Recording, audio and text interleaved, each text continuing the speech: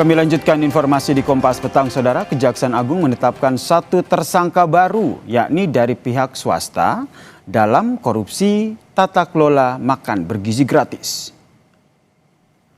Pihak swasta berinisial AYS merupakan orang kepercayaan dari mantan Wakil Kepala BGN Sony Sonjaya. Tersangka diminta Sony mencari mitra pelaksana program MBG. Sony memberi akses kepada tersangka untuk melakukan intervensi kepada tim verifikator mitra MBG agar AYS tahu titik dapur yang kosong dan membatalkan status calon mitra SPPG yang telah disetujui.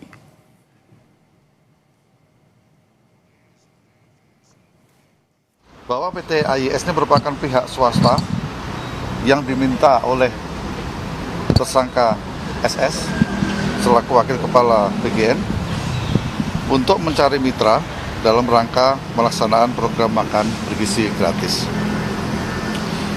Bahwa saudara SS melawan hukum memberikan akses kepada AYS untuk melakukan intervensi kepada tim verifikator mitra MBG sehingga dapat mengetahui titik-titik dapur yang kosong. Mengenai beredarnya 26 nama-nama tokoh yang terlibat dalam skandal korupsi MBG, kuasa hukum Sony Sonjaya meluruskan bahwa pihaknya resmi menyerahkan 26 nama kepada penyidik. Beberapa diantaranya adalah oknum berinisial MS, SS, D, YZ, dan juga CA. Kuasa hukum Sony berharap pengajuan justice kolaborator dikabulkan agar kasus korupsi program MBG ini bisa diusut secara terang benderang. Saya luruskan pemberitaan-pemberitaan yang beredar di media bahwa yang telah disebutkan nama-nama itu bercampur dengan beberapa organisasi, totalnya keseluruhan ada 26 nama. Itu yang benar, yang telah diberikan kepada penyidik oleh klien kami. Jadi adalah, jadi jangan dikembang-kembangkan narasi-narasi yang nanti akhirnya jadi banyak pertanyaan kepada orang. Ya kita sebutkan aja lah berinisial seperti misalkan NS gitu loh, kemudian SS, lalu ada D yang disebutkan oleh klien kami, kemudian ada YZ yang disebutkan, lalu kemudian ada CA yang disebutkan. Nah yang lainnya nanti biarkan berkembang dengan sendirinya lah oleh penyidik.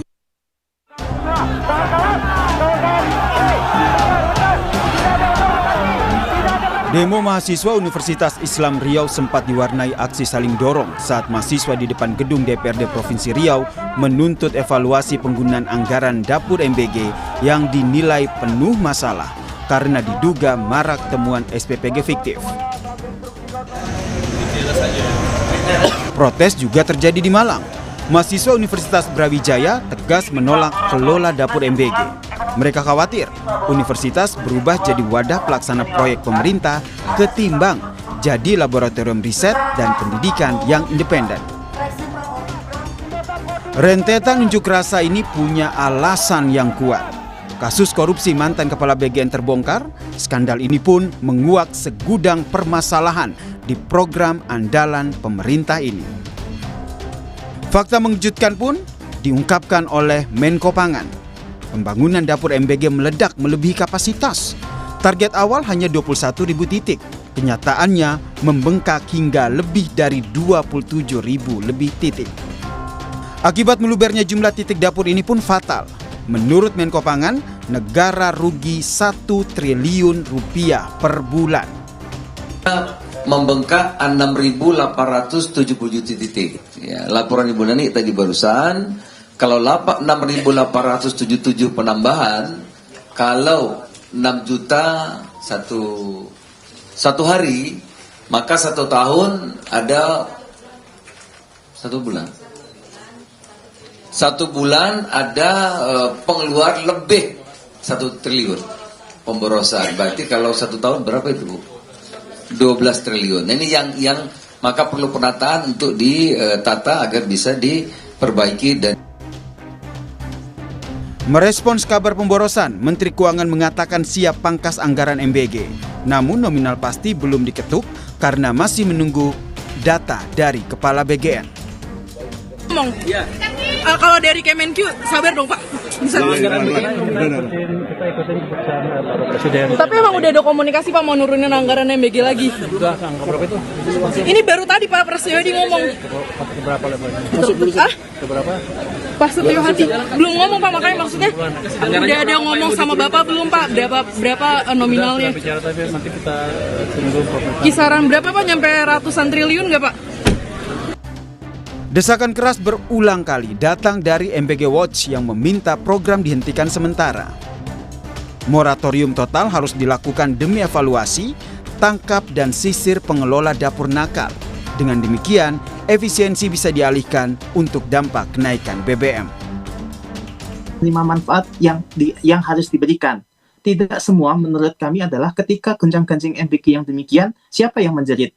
Apakah investor yang menjerit atau misalkan murid-murid yang menjerit? Selama ini menurut kami yang menjerit-menjerit adalah yang menikmati proses MBG selama 2 tahun ini.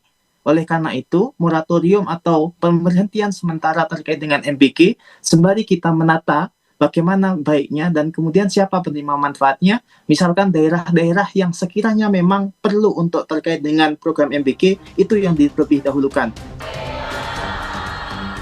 Efisiensi anggaran MBG tidak hanya momentum untuk bersih-bersih di dalam pengelolaan MBG, tetapi bagaimana memastikan anggaran besar di program ini tentu tepat sasaran.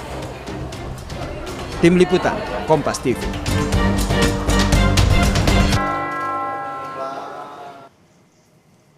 Saudara, beredarnya 26 nama yang diduga terlibat skandal korupsi MBG dari tingkat eksekutif, yudikatif, dan legislatif, justru Kejaksaan Agung menetapkan 1 tersangka baru dari pihak swasta.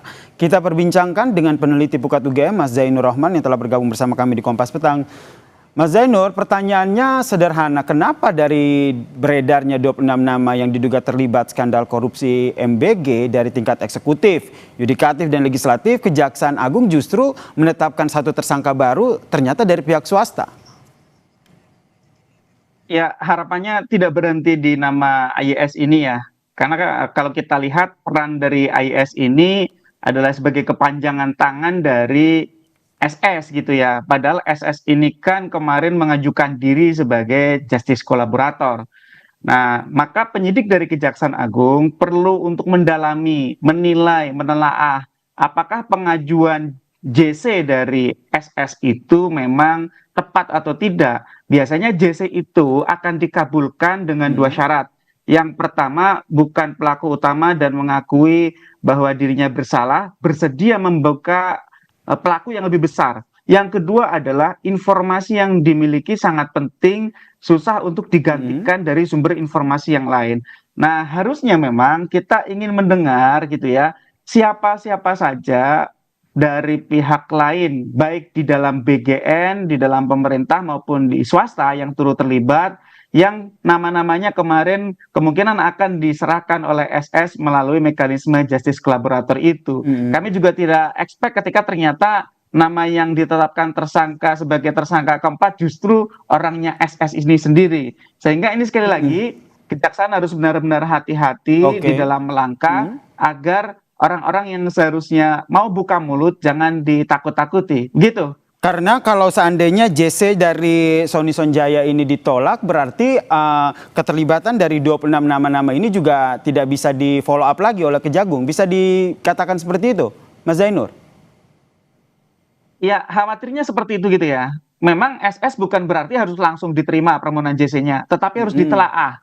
Apakah Kejaksaan itu menunggu informasi dari SS? Apakah Kejaksaan tidak memiliki sumber informasi lain untuk mengungkap 26 nama tersebut?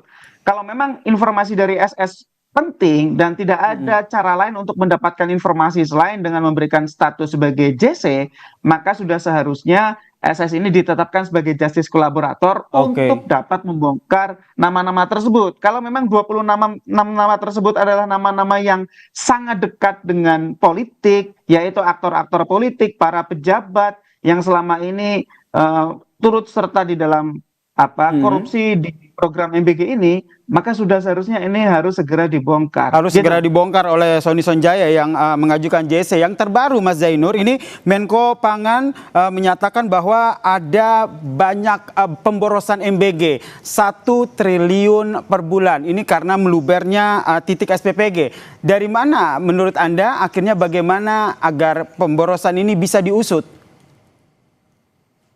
Ya karena memang dari awal perencanaannya tidak jelas. Titik SPPG itu harus ada di mana saja, itu juga tidak jelas. Kenapa demikian? Karena memang dari awal uji coba program MBG juga banyak berada di daerah perkotaan, sedangkan calon-calon mitra itu juga banyak yang berasal dari daerah perkotaan. Akibatnya apa? Akibatnya terjadi surplus di daerah-daerah tertentu, bahkan sampai tumpang tindih, tetapi terjadi minus calon mitra di daerah-daerah seperti misalnya daerah 3T. Sehingga ini yang kemudian harus diselidiki lebih jauh oleh pihak kejaksaan, apakah surplusnya sampai angka 6 sampai 7 ribu dapur itu disebabkan memang hanya karena perencanaannya yang buruk atau karena memang adanya tawaran ya untuk pembelian titik-titik dapur MBG ini. Ini gitu kalau ya. ngomong soal pembelian titik-titik dapur MBG itu bisa kita kaitkan dengan peran dari IYS pihak swasta yang baru saja ditetapkan sebagai tersangka ya. Bisa dikaitkan seperti itu berarti ya Mas Zainur ya? Sangat bisa ya, karena memang IYS ini juga diduga mengatur bagaimana verifikasi terhadap titik-titik tersebut dilakukan secara melawan hukum.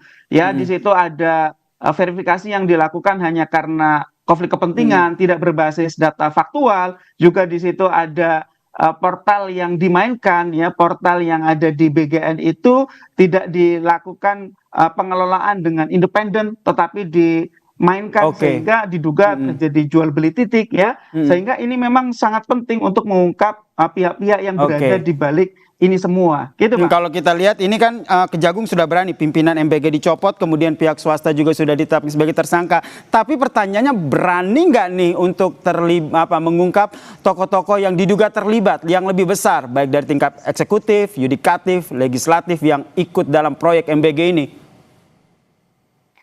Ya itu menjadi pertaruhan kepercayaan publik terhadap penyidik ya, termasuk kepada institusi Kejaksaan Agung.